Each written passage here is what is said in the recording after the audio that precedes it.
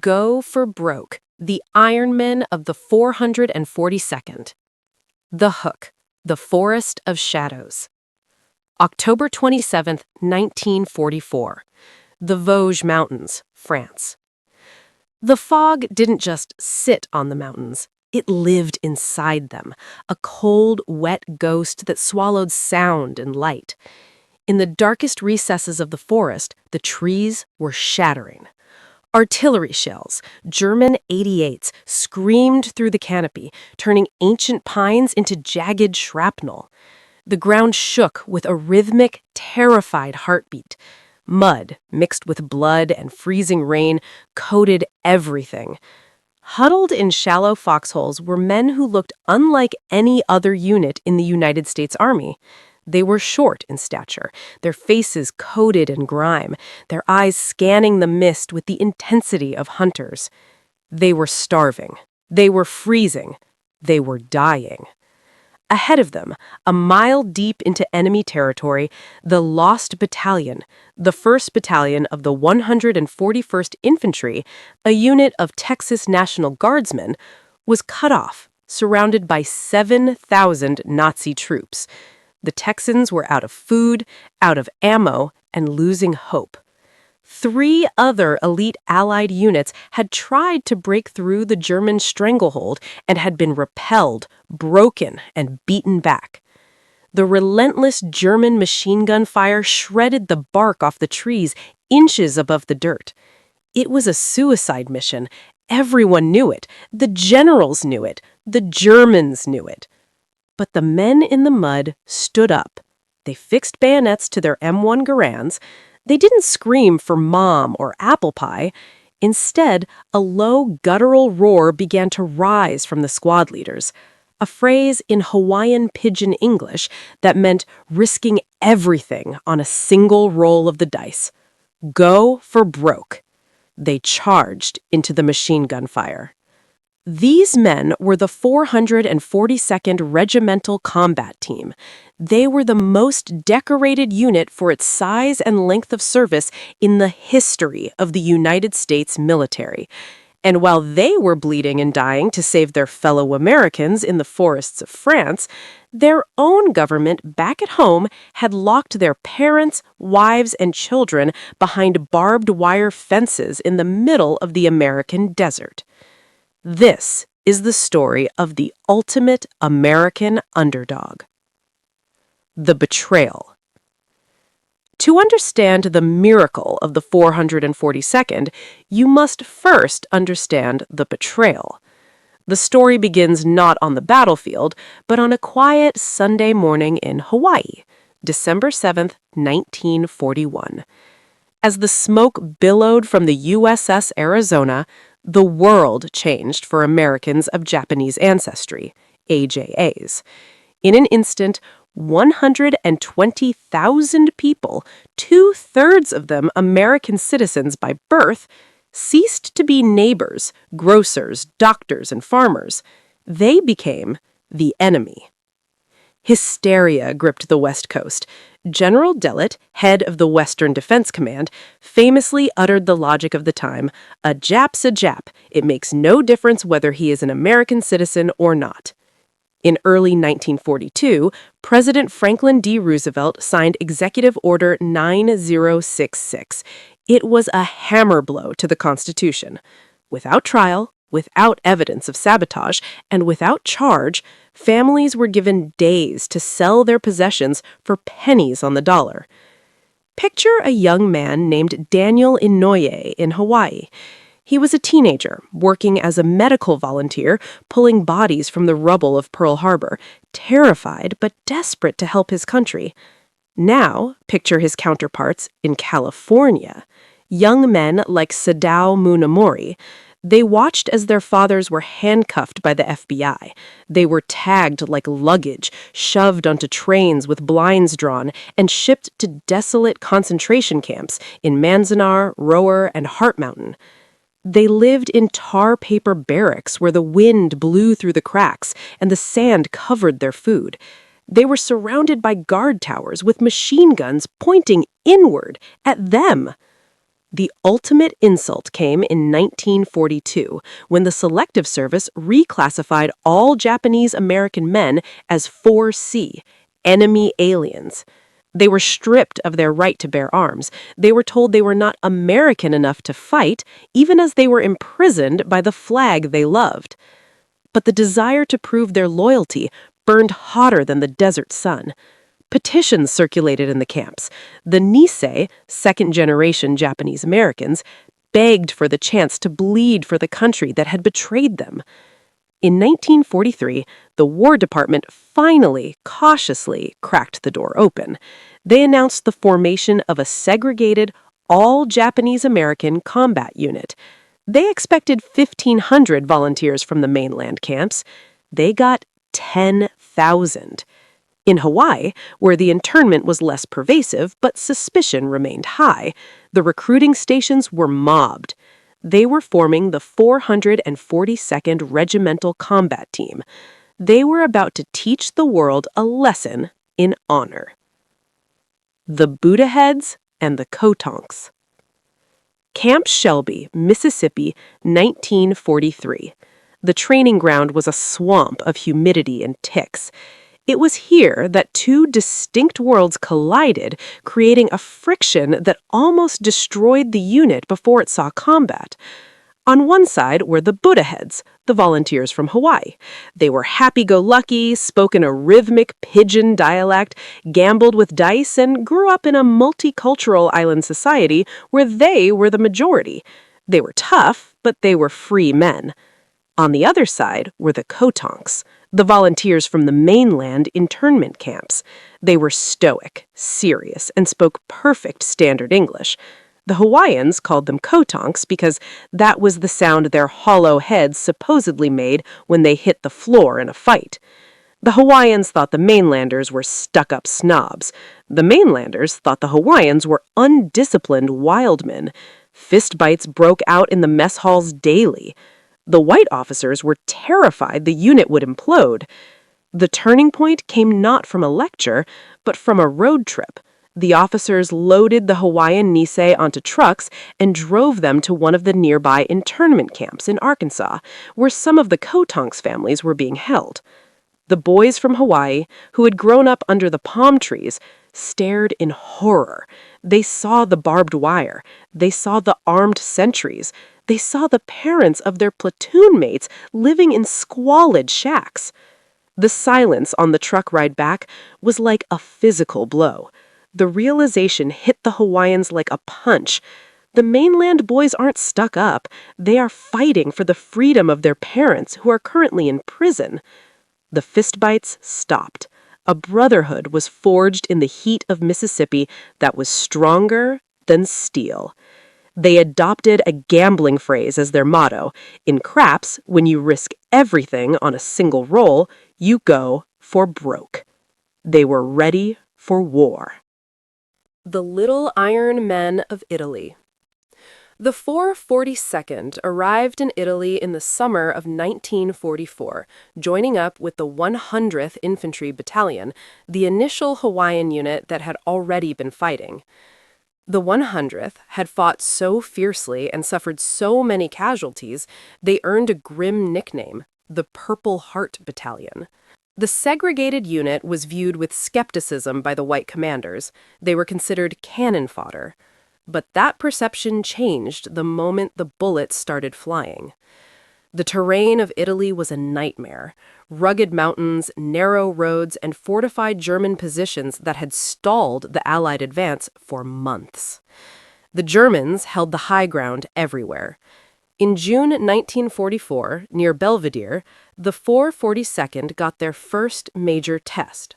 A German SS Panzer Grenadier Battalion held a critical ridge. The attack was supposed to take 2 days.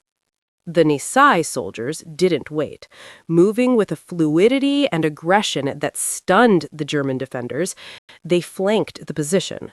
They were small targets, moving low to the ground, utilizing a level of squad cohesion that was uncanny. They didn't leave men behind. If a man went down, 2 went to get him, while 4 others suppressed the enemy. They took the ridge in 2 hours. They fought through the terrors of Hill 140. They liberated towns like Livorno. In village after village, Italian civilians, confused by the Asian faces under American helmets, would ask, "Chinese? Japanese?" The soldiers would smile, point to the U.S. flag on their shoulder, and say, "No, American." But their greatest and darkest test awaited them, not in the sun of Italy, but in the dark forests of France. The rescue of the lost battalion. October 1944. The Vosges Mountains. This is the centerpiece of the legend. The conditions were apocalyptic. Constant freezing rain turned the battlefield into a slurry of mud. Trench foot was rampant. The forests were so dense that day looked like twilight. General Dahlquist, a man desperate for glory, had ordered the 141st Infantry, the Texans, to push too far, too fast. They were cut off. 275 men surrounded by thousands of Germans who sensed a massacre.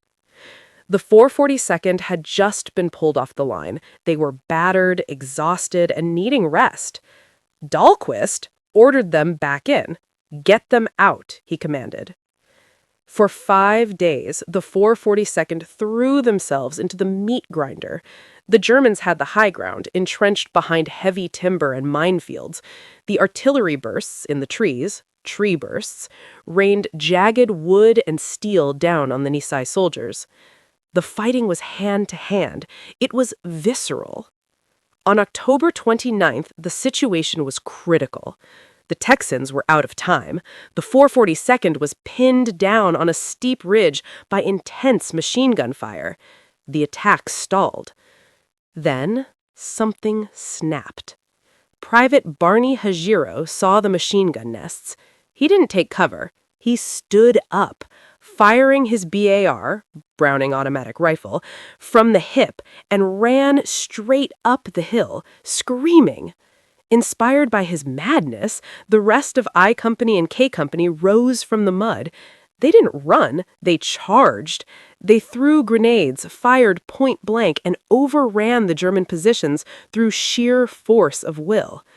At the same time, miles away, the anti-tank company realized they couldn't get their vehicles through the forest. So, they did the impossible. They physically carried their cannons over the mountains to blast a path through the German roadblocks. When the 442nd finally broke through the perimeter and saw the Texans, the scene was surreal. The Texans, gaunt and hollow-eyed, wept. They shook the hands of the Japanese-American soldiers. The cost was staggering. Save the 211 Texans, the 442nd suffered over 800 casualties. A few days later, General Dahlquist called for a dress parade to review the troops and commend them. He stood on the parade ground, looking at the ragged formation of the 442nd. The general turned to the regiment's commanding officer and said angrily, "I ordered you to have the whole regiment stand for review. Where are the rest of them?" The officer, eyes filled with tears, looked at the sparse formation, arms in slings, heads bandaged, ranks decimated. He whispered, "Sir, that is all of them." That moment is etched in military history. The silence on that field spoke louder than any medal. The Gothic Line and the last impossible climb. The war was ending, but the legend wasn't finished. In 1945, the remains of the 442nd were sent back to Italy to break the Gothic Line. This was Hitler's last stand in Italy. It was a fortress of bunkers carved into solid rock on top of near vertical mountains. The U.S. 92nd Division had been pounding against it for 5 months and hadn't moved an inch. The 442nd arrived. They looked at the map. The front approach was suicide, but there was a back way, Mount Folgorito.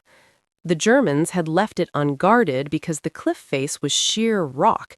They assumed no army could climb it, certainly not in full combat gear. They underestimated the Nisei. On a moonless night, the 442nd began the climb. They did it in total silence. If a man slipped, he fell to his death without screaming, so as not to alert the enemy. For 8 hours, they pulled themselves up by fingertips and roots. At dawn, the Germans woke up to find the little Iron Men standing over them. The 442nd launched a surprise attack from the rear. In 32 minutes, they broke the Gothic line. 32 minutes to do what the entire army hadn't done in 5 months. The German defenses collapsed. During this campaign, a young second lieutenant named Daniel Inouye led an assault on a German bunker. He was shot in the stomach. He kept going. He crawled up the hill and prepared to throw a grenade.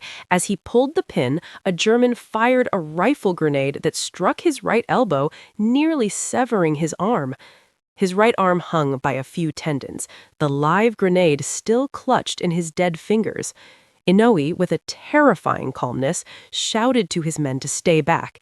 He pried the grenade out of his useless right hand with his left and threw it into the bunker and destroyed it. He then picked up his Thompson submachine gun with his left hand and finished the fight before collapsing. He would survive to become a senator. He would not receive the Medal of Honor until the year 2000, a delay caused by the very racism he fought to destroy. The legacy.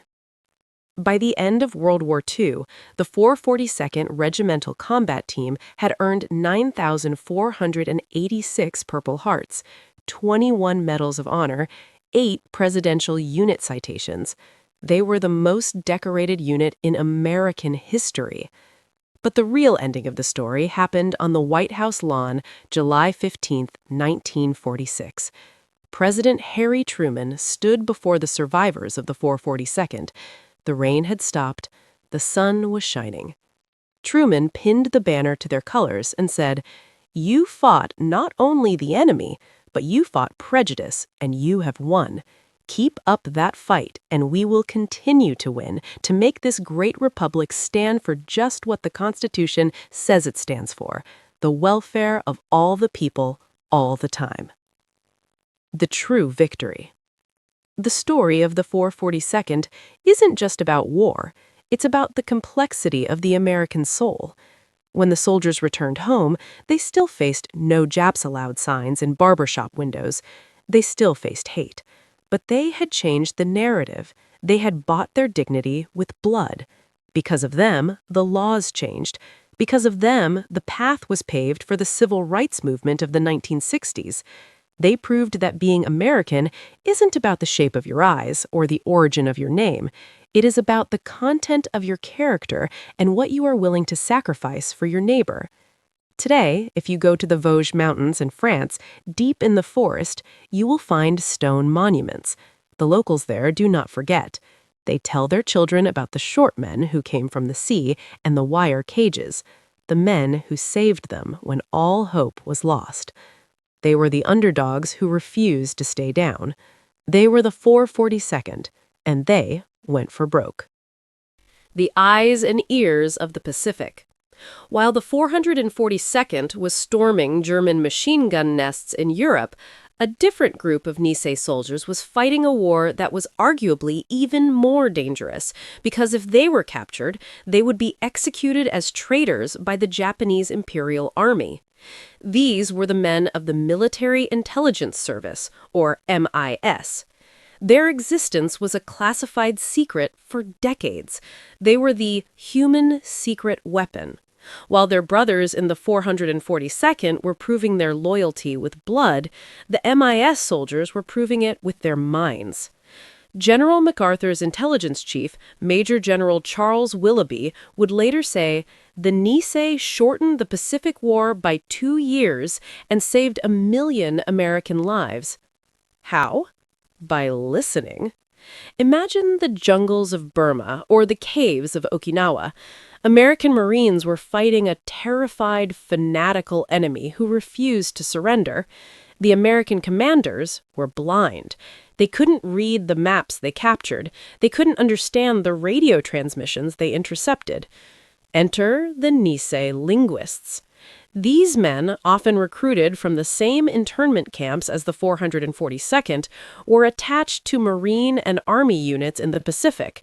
They crawled into caves to talk Japanese soldiers out of suicide. They interrogated prisoners. They translated captured battle plans on the spot. The Admiral Yamamoto Intercept. It is often whispered that Nisei linguists played a crucial role in the mission to shoot down Admiral Isoroku Yamamoto, the architect of Pearl Harbor.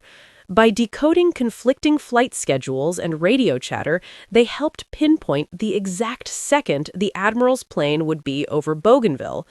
But their most harrowing moment came on Saipan. A Nisei soldier named Hoichi Kubo earned the Distinguished Service Cross for a feat that belongs in a Hollywood movie. The Marines were facing a cliffside riddled with caves. Inside were hundreds of Japanese soldiers and civilians ready to commit mass suicide rather than surrender to the American devils.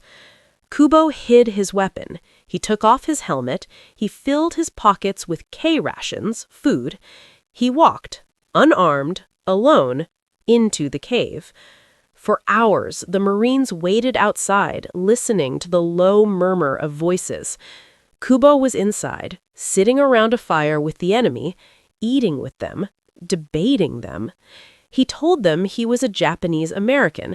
He told his parents were in a camp in America, but he also told them that the Americans would treat them with dignity if they walked out. He quoted their own proverbs to them. He appealed to their duty to rebuild Japan after the war. When Kubo walked out of that cave, 122 Japanese soldiers surrendered peacefully. He didn't fire a shot. He saved them with words. From barbed wire to barbed wire. Back in Europe, the 442nd was pushing into Germany. The 522nd Field Artillery Battalion, a splinter group of the 442nd, was moving fast, supporting the 42nd and 45th Divisions. In late April 1945, they stumbled upon something that shattered their understanding of the war. They were moving through Bavaria when they encountered a strange, sickly smell. It wasn't just death, it was industrial death. They came upon a series of fences. The 522nd had stumbled upon the subcamps of Dachau. The irony was crushing. These Nisei soldiers had families sitting in barracks behind barbed wire in Manzanar, Wyoming, and Arkansas. Now they were tearing down barbed wire in Germany to free Jewish prisoners who were living skeletons. One Nisei soldier remembered cutting the lock off a gate. A prisoner, barely alive, looked at the soldier's Asian face and the American uniform. The prisoner was confused. He thought perhaps the Japanese army, Hitler's ally, had arrived. The Nisei soldier looked at him and said, "I am an American soldier. You are free." The 522nd gave away their rations. They gave away their chocolate. They gave away their blankets. They were the only Nisei unit to witness the Holocaust. They saw the ultimate end of racism, what happens when a government decides a specific group of people is the enemy. It hardened their resolve. They knew exactly what they were fighting against because they had tasted a mild version of it at home. The bitter homecoming. VE Day, VJ Day.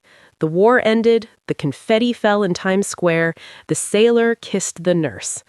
But for the men of the 442nd, the parade ended quickly. Winter, 1945. A small town in California. A Nisei soldier wearing his dress uniform, the Distinguished Service Cross pinned to his chest, and a Purple Heart ribbon, walked into a barber shop. He had lost a leg in Italy. He was walking on a prosthetic, leaning on a cane. He sat down in the chair. The barbers stopped sweeping. He looked at the soldier in the mirror. He didn't see the medals. He didn't see the uniform. He didn't see the sacrifice. "Get out," the barber said. "We don't cut Jap hair here." The soldier stood up. He didn't scream. He didn't burn the shop down. He adjusted his uniform, turned around, and walked out. This scene played out in diners, gas stations, and job interviews across the West Coast. Signs that said, "No Japs wanted," were still nailed to telephone poles. Families returned from the internment camps to find their homes had been looted, their farms stolen, their tractors rusted or sold by friends who promised to watch them. The government gave them $25 and a bus ticket. That was it. But the 442nd had changed. They were no longer the quiet farmers and shopkeepers of 1941. They had walked through the fire. They had defeated the Nazi war machine. They were not going to accept second-class citizenship anymore. The political battlefield. The battle for civil rights didn't start in the 1960s. For Asian Americans, it started in 1946. The veterans of the 142nd went to law school on the GI Bill. They ran for office, they organized. Daniel Inoue became the first Japanese American to serve in the U.S. House of Representatives and later the Senate. When he was sworn in, he raised his left hand because his right arm had been blown off in Italy fighting for the very constitution he was now swearing to uphold. Spark Matsunaga, another 442nd veteran, also became a senator. They fought for the Immigration and Nationality Act of 1952, which finally allowed Japanese immigrants to become naturalized U.S. citizens. For the first time, the Nisei, the first generation, could legally call themselves Americans. But the final victory took 40 years. In the 1980s, the Japanese American community, led by these veterans, demanded a formal apology for the internment camps. They didn't want revenge. They wanted the record set straight. In 1988, President Ronald Reagan signed the Civil Liberties Act. It formally apologized for the internment, admitting it was caused by race prejudice, war hysteria, and a failure of political leadership. It was a vindication that took half a century. The final roll call. June 21st, 2000. The White House. It was a warm summer day. President Bill Clinton stood before a group of elderly men. Some were in wheelchairs, some were leaning on walkers. Many were represented only by their widows holding framed photographs of young men in sepia tones. For decades, the military had reviewed the files. They realized a terrible truth.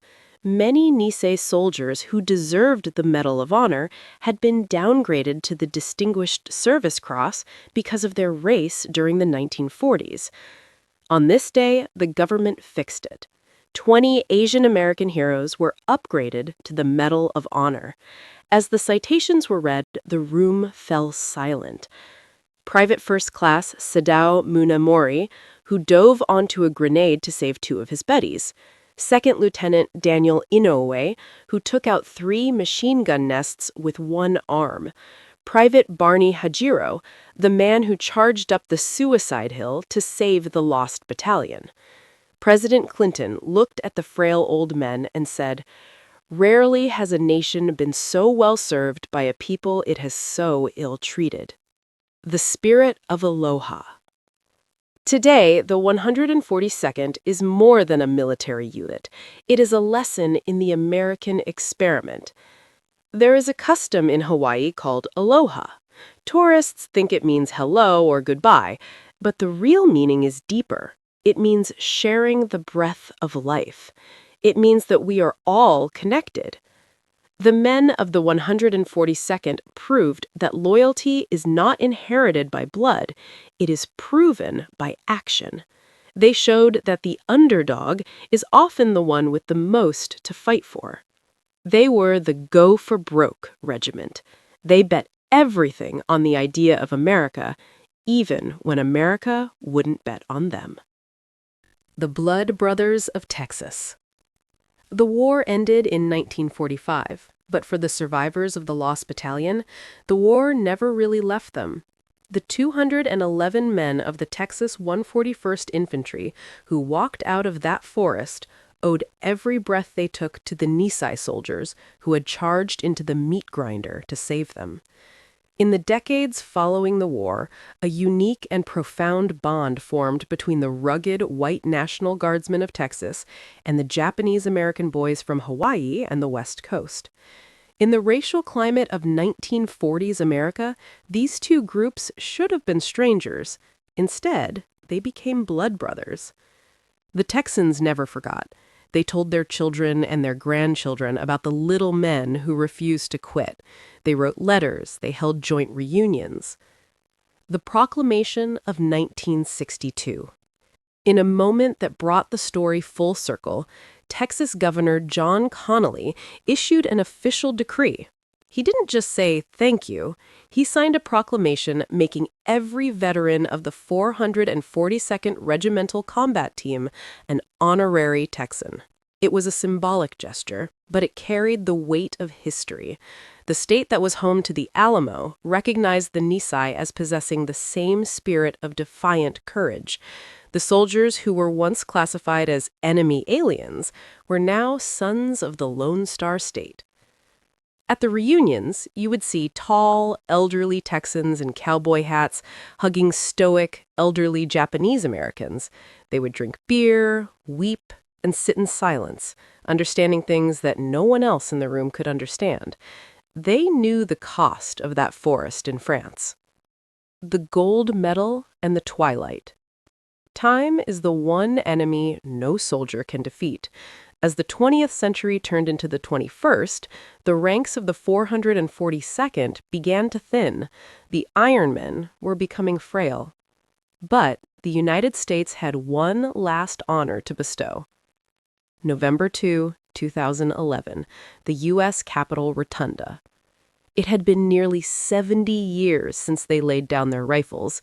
The survivors, now in their late 80s and 90s, gathered in Washington, D.C. They were there to receive the Congressional Gold Medal, the highest civilian award in the United States.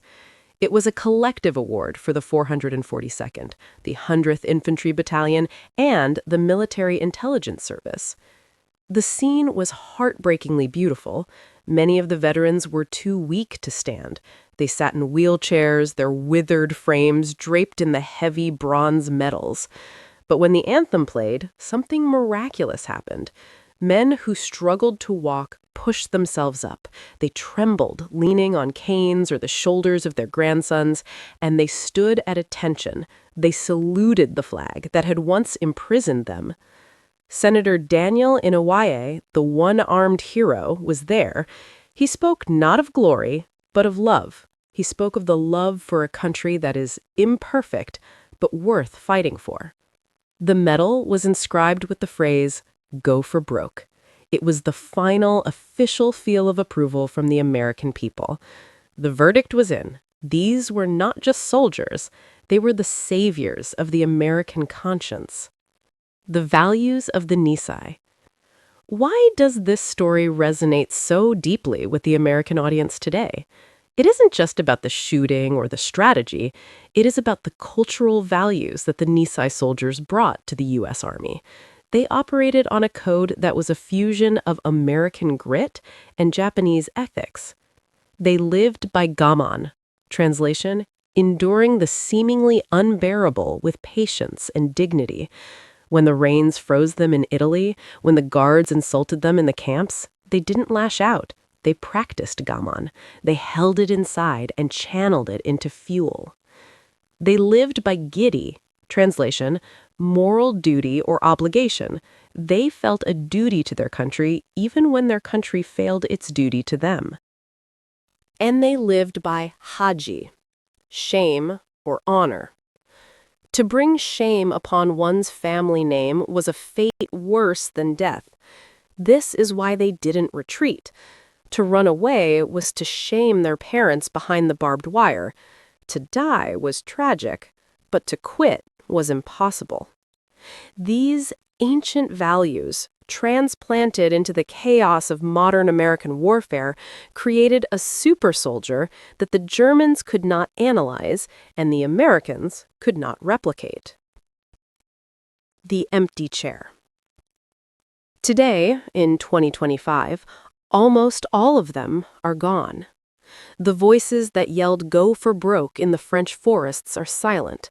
The hands that cut the fences at Dachau are at rest. Senator Inouye passed away in 2012, his last word being simply aloha.